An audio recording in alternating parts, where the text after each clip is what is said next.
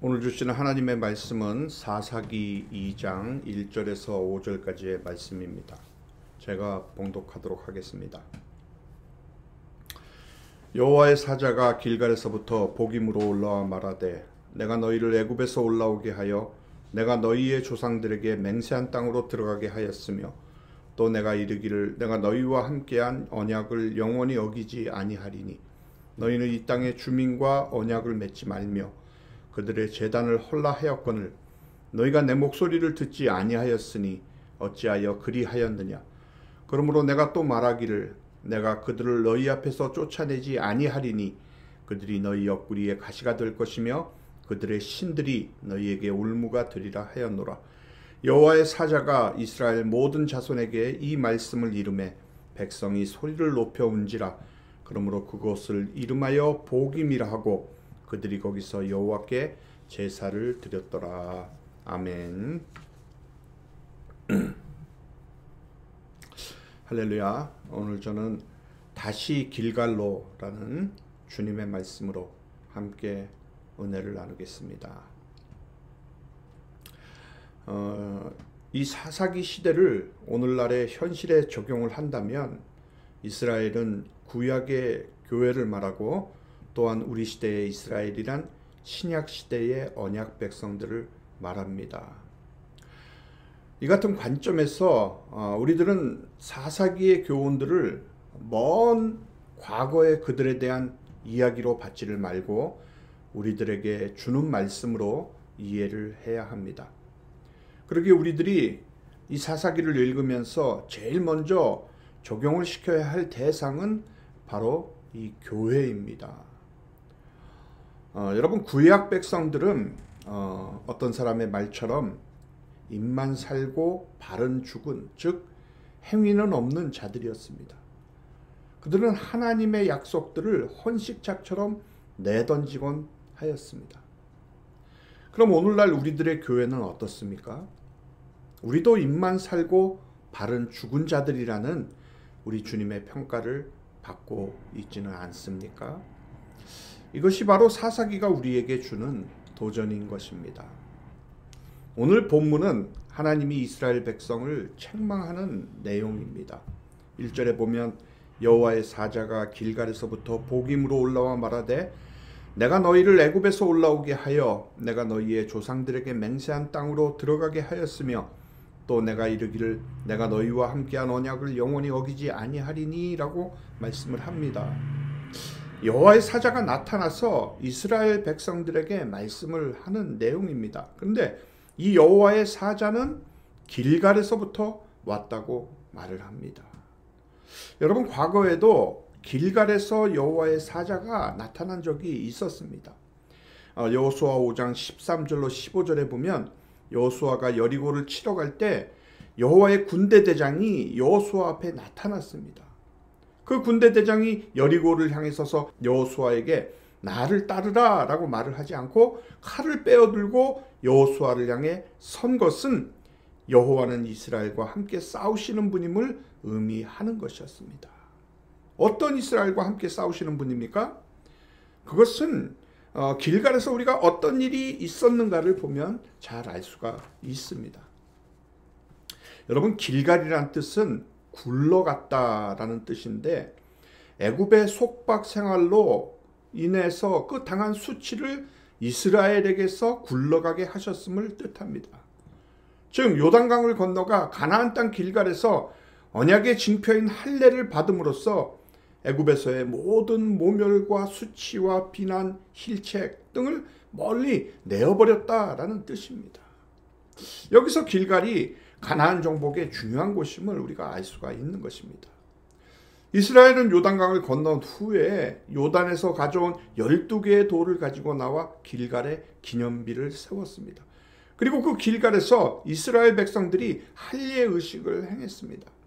할례가 무엇입니까? 할례란 육신은 죽고 새롭게 태어났다는 의미가 있습니다. 그 할례 의식을 요단강을 건너고 나서 12돌을 세운 길갈에서 행하게 한 것은 요단강을 건넌 것과 할례가 서로 연관이 있었기 때문이었습니다. 요단강은 이스라엘이 여호와의 언약궤를 앞서고 건넌 곳입니다. 즉 언약궤의 피의 은혜가 그들을 가나안 땅에 들어오게 한 것입니다. 12돌을 세운 것은 바로 그 증거물이 되었던 것입니다. 그러한 길갈에서 할례를 행한 것은 하나님의 언약으로 새롭게 태어난 자이니 육신을 의지하지 말고 하나님의 은혜만 의지하고 살아가겠다라는 뜻이 있었던 것입니다. 언약궤의 피의 의미를 잊지 않고 살아가는 그런 모습이 담겨져 있었던 것입니다. 여호수아 5장 15절에 보면 여호와의 군대 대장이 여호수아에게 이르되 네 발에서 신을 벗으라 네가 선 곳은 거룩하니라 하니 여호수아가 그대로 행하니라 라고 합니다. 신을 벗는다는 것이 무슨 의미입니까? 종을 의미하는 것입니다. 종이란 자신의 뜻이 아니라 주인의 뜻에 순종하며 사는 것이 바로 종입니다. 여호와의 군대 대장은 지금 여호와의 대리자로 왔습니다. 즉 여호와의 군대 대장의 말은 여호와의 말이고 그의 뜻은 곧 여호와의 뜻입니다. 그러니까 여호와가 나타난 것과 같은 것입니다. 근데 이 길갈에 나타났던 여호와의 사자가 오늘 다시 복임에 나타났습니다. 여러분 그 의미가 무엇이겠습니까? 할례를 행할 수 없던 이스라엘이 길갈에리로 할례를 행할 수 있게 된 것이 누구의 은혜 때문이었냐는 거죠. 요단강을 건널 수 없던 이스라엘이 요단강을 건너서 길갈에서 유월절을 지낼 수 있게 된 것이 누구의 은혜냐는 거예요. 이것을 복임에서 이스라엘에게 묻고 있는 것입니다. 여러분 길갈에서의 이스라엘과 복임에서의 이스라엘은 다릅니다. 길갈에서의 이스라엘은 하나님의 은혜를 마음에 두었습니다. 요단강을 건너고 12돌을 세우고 할례를 행하고 유월절을 지킴으로 인해 이렇게 되어진 모든 것이 하나님의 은혜라는 것을 감사하고 또 감사했을 것입니다. 그래서 여호와의 사자는 오늘 복임에 나타나서 먼저 이스라엘에게 하나님이 이스라엘을 애굽에서 나오게 하시고 열조에게 맹세하신 땅으로 인도해 오신 것에 대해서 언급을 하는 것입니다. 길갈이 바로 하나님의 언약이 어김없이 그대로 시행된 증거가 있는 곳이기 때문에 그런 것입니다. 그런데 복임에서의 이스라엘은 어떤 모습입니까? 길갈에서의 은혜는 다 잊어버린 상태입니다. 가나안 거민과 언약을 세우지 말고 그들의 단을 헐라고 하셨는데 이스라엘은 하나님의 목소리를 청종하지 않았습니다. 이것이 바로 복임에서의 이스라엘의 모습이었습니다. 지난 시간에 말씀드린 대로 이스라엘이 가나안 거민을 쫓아내지 않은 데는 이유가 있었습니다. 그것은 가나안 거민들이 자신들에게 이용 가치가 있기 때문에 가나안 거민을 사역을 시키면 자신들에게 유리하고 득이 많기 때문에 쫓아내지를 않았던 것입니다. 다시 말해서 쫓아내지 못한 것은 능력의 문제가 아니라 신앙의 문제요, 순종의 문제라는 것입니다. 이것은 가나안이 어떤 땅인가를 잊어버렸기 때문이었습니다. 가나안에 들어올 수 있게 된 하나님의 은혜, 가나안에서 살아갈 삶의 목표, 이런 것들을 모두 망각한 채 자신의 앞으로의 삶을 생각했기 때문에 가나안 거민을 남겨두게 된 것입니다. 이스라엘은 가나안 거민을 남겨두면 그들이 자신들에게 득이 될 것이라고 그렇게 여겼습니다. 그러나 여호와의 사자의 말은 오늘 다르게 말씀합니다. 본문 3절에 보니까 그러므로 내가 또 말하기를 내가 그들을 너희 앞에서 쫓아내지 아니하리니 그들이 너희 옆구리에 가시가 될 것이며 그들의 신들이 너희에게 올무가 되리라 하였노라. 사랑하는 여러분, 이스라엘이 가나안 거민을 쫓아내지 아니하면 그들이 이스라엘에게 가시가 되고 그들의 신이 올무가 될 것이라는 말씀은 새롭게 주어진 말씀이 아닙니다. 이미 민수기 33장에서 너희가 만일 그 땅의 원주민을 너희 앞에서 몰아내지 아니하면 너희가 남겨준 자들이 너희의 눈에 가시와 너희의 옆구리에 찌르는 것이 되어 너희가 거주하는 땅에서 너희를 괴롭게 할 것이요 라고 말씀을 하셨고, 또 여호수아 23장 13절에서도 확실히 알라 너희의 하나님 여호와께서 이 민족들을 너희 목전에서 다시는 쫓아내지 아니하시리니 그들이 너희에게 올무가 되며 덫이 되며 너희의 옆구리에 채찍이 되며 너희의 눈에 가시가 되어서 너희가 마침내 너희의 하나님 여호와께서 너희에게 주신 이 아름다운 땅에서 멸하리라 라고 경고를 하셨던 것을 볼 수 있습니다.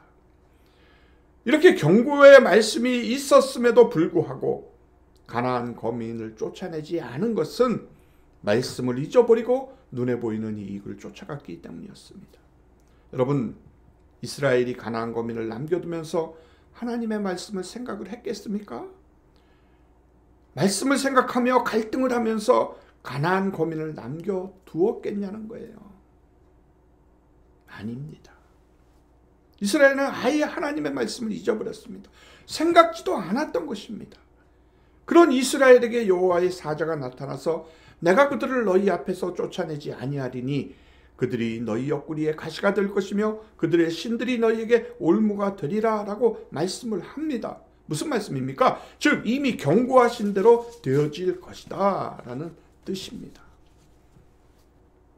자, 이럴 때 이스라엘 입장에서 보면 하나님의 말씀이라는 것이 얼마나 부담이 되고 귀찮겠습니까? 말씀을 잊어버렸을 때는 말씀에 대한 부담이 없습니다. 근데 여호와의 사자가 나타나서 하나님의 경고의 말씀을 생각나게 하는 것입니다. 이것이 말씀대로 살아갈 마음이 없는 이스라엘에게는 참으로 귀찮고 부담이 될 수밖에 없겠지요. 말씀이 이스라엘을 가로막기 있기 때문에. 사랑하는 여러분, 여러분이 말씀을 생각하지 않고 그저 세상을 따라가고 자신의 이익을 위해서 살아가면 말씀에 대해서 부담될 것이 전혀 없습니다. 그저 교회 나가서 예배만 드리면 되기 때문입니다. 그러나 말씀이 여러분의 삶의 간섭자로 파고들 때 그때는 말씀이 부담이 되고 싫어질 수밖에 없는 것입니다. 양심의 가책을 느껴야 하고 싶은 것에 대해서도 마음대로 할 수 없기 때문에 말씀과 멀어지고 싶은 마음도 있게 되는 것이죠. 본문 4절에서 5절에 보면 여호와의 사자의 말씀에 대한 이스라엘의 반응이 나옵니다. 여호와의 사자가 이스라엘 모든 자손에게 이 말씀을 이르매 백성이 소리를 높여 운지라. 그러므로 그곳을 이름하여 보김이라 하고 그들이 거기서 여호와께 제사를 드렸더라. 이것이 바로 이스라엘의 반응이었습니다. 여러분, 보김이란 우는 자들이란 뜻입니다. 이스라엘은 여호와의 사자의 말씀에 대해서 울었습니다. 그리고 제사를 드렸습니다. 그 이스라엘의 울음이 어떤 의미의 울음이었겠습니까? 우리가 얼른 생각해 보면 제사를 드렸기 때문에 이스라엘이 회개 눈물을 흘리지 않았는가라고 생각을 할 수도 있습니다. 물론 왜 울었다라는 것이 오늘 성경에 명시되어 있지 않았기 때문에 회개의 울음이라고도 생각할 수 있겠지만 저는 이 이스라엘의 울음이 다른 의미가 있다라고 여겨집니다. 자, 종종 우리가 오해하고 실수하는 것이 울었다고 하니까 금방 우리는 회개했다라고 생각을 합니다. 그러나 복임의 눈물은 회개의 눈물도 감사의 눈물도 용서받은 감격의 눈물도 또 새롭게 살아보자라고 하는 그 다짐의 눈물도 아니었습니다. 하나님께서 그 눈물을 받으셨다는 기록도 용서했다는 기록도 없습니다. 그리고 울고 난 다음에 이스라엘이 달라진 흔적도 없는 것입니다. 어디를 보고 지금 무엇을 해야 하는지를 모르고 아무런 목적도 의미도 없이 습관적으로 울어버린 것입니다. 불순종했다니까, 어려움이 생겼다니까, 잘못됐다 하니까, 어린아이가 잘못을 저질러 놓고 부모님이 회초리를 드니까 무조건 우는 것과 같은 것이었습니다. 여러분, 영적 싸움이란 우리가 이렇게 예배 시간에 찬송 부르다가 눈물 한번 흘렸다고 해결이 되는 문제가 아닙니다. 봉사 한번 했다고 해서 내 영성이 하루아침에 달라지는 게 아니라는 거예요. 그럼 어떻게 해야 합니까? 가나안의 풍요한 신 바알을 철저하게 거부를 해야 합니다. 가나안 부족을 종으로 부려먹으면서 편안히 살겠다고 하는 그 마음을 버려야 하는 것입니다. 여러분, 이스라엘은 잘 살고 싶은 마음에서 가나안 거민을 남겨두었는데 결국 그러한 그들의 소망을 누가 방해를 하고 있습니까? 바로 하나님이시죠. 하나님의 간섭이 이스라엘의 소망을 방해를 하는 것입니다. 그러니까 결국 이스라엘 입장에서는 하나님이 계시고 하나님이 간섭하시고 말씀을 지킬 것을 요구하신다는 것에 대해서 달갑지가 않고 오히려 귀찮게 느껴질 뿐인 것입니다. 이렇게 볼 때 이스라엘의 울음은 자기 마음대로 할 수 없는 것에 대한 그 속상함이라고 말할 수도 있을 것입니다. 그리고 제사를 드린 것은 단지 하나님의 말씀을 듣는 척하는 것에 지나지 않는다라는 것이죠. 지금 여러분이 머물고 있는 곳은 복임입니까? 아니면 길갈입니까? 세상을 놓지 못해 쩔쩔매고 있습니까? 아니면 하나님을 얻기 위해 모든 것을 자르고 사십니까? 맨날 울고 있는 너의 눈물이 정말 가치 있는 눈물이냐? 돈 없어 울고 몸 아파 울고 가슴 쓰려서 울어보았지만 정말 하나님을 더 섬기지 못해 울어본 적이 있는가? 하나님을 섬기고 사랑하는 내 모습이 너무나도 초라해서 가슴을 쳐 보았는가? 그것이 아니라면 오늘 나의 눈물은 복임의 눈물일 뿐입니다. 내 표피를 부싯돌로 자르고 정말 그 고통 때문에 울어야지 세상 사람들 누리는 건 누리지 못해서 억울해서 울어서는 안 된다라는 것입니다. 그 복임의 눈물은 부끄러운 눈물인 것입니다. 하나님께서는 속사람의 변화 없이 형식과 위선, 모양만 그럴듯한 세상이라는 그 복임을 벗어나 오늘 다시 길갈로 가라고 하십니다. 순종과 거룩의 자리, 하나님만 바라보고 나가는 자리. 예수는 믿지만 여전히 세상 가치에 마음 두는 것을 잘라내고 하나님만 바라보고 의지하며 살아가는 그 길갈로 가라고 하십니다. 사랑하는 여러분, 여러분은 하나님의 말씀이 여러분의 삶을 간섭하고 있다고 느껴지십니까? 하나님이 여러분을 간섭하고 계신다는 것이 믿어지시고 계십니까? 말씀을 마음에 두지 않고 살아가는 삶은 편안합니다. 그저 세월이 흘러가는 대로 같이 흘러가면 되기 때문입니다. 그러나 말씀을 마음에 두고 산다면 항상 세상과 부딪히게 됩니다. 그래 자연히 힘들 수밖에 없겠죠. 말씀이 있다는 것은 우리의 소원대로 살도록 놔두지 않는다라는 것입니다. 하나님이 간섭하신다는 것은 하나님이 원하시는 곳으로 우리를 인도하신다는 것을 말하는 거예요. 하나님의 간섭은 여러분으로 하여금 세상을 버리도록 하실 것입니다. 세상을 아까워하지 않는 성도가 되는 쪽으로 여러분들을 가르치고 인도해 갈 것입니다. 그러기에 우리가 아까워하는 세상 것이 오히려 우리들에게 올무와 가시로 다가올 수도 있습니다. 그것 때문에 속상해하고 눈물을 흘릴 수도 있습니다. 사랑하는 성도 여러분, 여호수아 24장에 보면 여호수아의 마지막 유언의 말씀이 나옵니다. 그는 오직 나와 내 집은 여호와를 섬기겠으니 너희도 오늘날 너희의 섬길 자를 택하라고 백성들에게 말을 합니다. 우리가 여호와만을 섬기겠습니다 라고 백성들이 말했을 때 여호수아가 백성에게 이르되 너희가 여호와를 능히 섬기지 못할 것은 그는 거룩하신 하나님이시요 질투하시는 하나님이시니 너희의 잘못과 죄들을 사하지 아니하실 것임이라 라고 말을 했습니다. 무슨 말씀입니까? 여호수아는 너희는 결코 그리 못한다라고 말을 하는 것입니다. 이 말씀은 결국 이스라엘의 영적 수준에 대한 하나님의 날카로운 지적인 것입니다.